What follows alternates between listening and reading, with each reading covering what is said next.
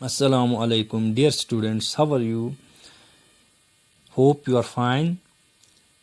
Today we will continue our topic A Married Tea Party at page number 22. पिछले video में हमने पढ़ा कि तीनों एनिमल्स मार्च हेयर, हैटर और डॉर्माउस एलिस को आंसरलेस रिडल्स में उलझाते हैं, एलिस को डिमोरलाइज करते हैं।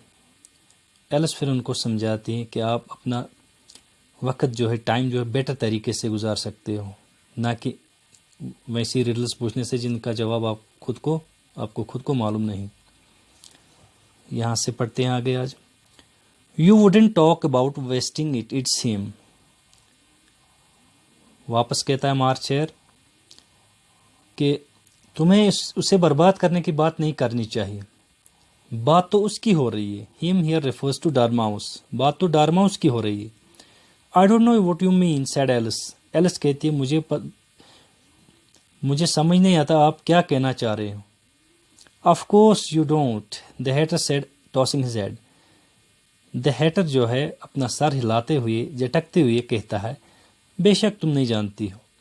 आई suggest the young lady tell us a story, said the March Hare. March Hare कहता है यंग एलिस जो हमें एक कहानी सुनाएगी।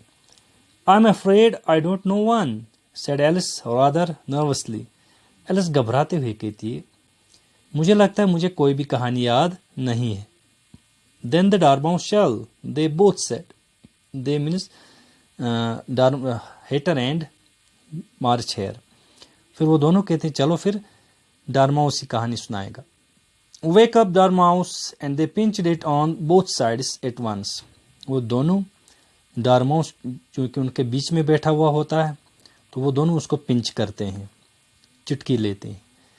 The Dormouse slowly opened his eyes. I wasn't asleep, he said in a hoarse, feeble voice. Dormouse ने आहिस्ता आहिस्ता अपनी आंखें खोली। I wasn't asleep, मैं सोया हुआ नहीं था। That means उसकी आंखें बंद थी लेकिन वो सोया हुआ नहीं था। वो खुरदरी आवाज में, यानी rough voice, horse means rough voice, खुरदरी आवाज में, यानी नॉट क्लियर, वैसी ही आवाज में, रफ वॉइस में कहता है, I heard every word that you fellows were saying.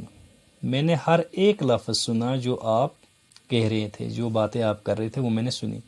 Tell us a story, said the marcher. मार्चर कहता है डॉर्माउस को, हमें एक कहानी सुनाओ।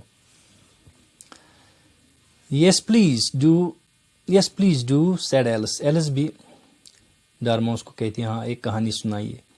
And be quick about it, added the hatter, or you will be asleep again before it is finished. Hatter को पता है कि, हमें पता है कि ये सोता रहता है, इस कहानी में हमने देखा बार बार सोता रहता है। हैटर भी कहता है कि आप अपनी कहानी जल्दी शुरू करो और कहीं आप ख़त्म करने से, यानी इस कहानी को ख़त्म करने से पहले ही सो न जाओ। यानी उसको डर था कि एक कहानी ख़त्म करने से पहले ही सो जाएगा। Once upon a time there were three little sisters. अब डॉर्माउस अपनी स्टोरी सुनाता है, कहानी सुनाता है कि एक दफ़ा का जिक्र है, एक वक्त की बात है कि तीन छोटी बहनें रहती थी। The Dormouse began in a great hurry. डॉर्माउस जल्दी शुरू करता है अपनी स्टोरी को। And their names were Elsie, Lucy and Tilly. And they lived at the bottom of a well.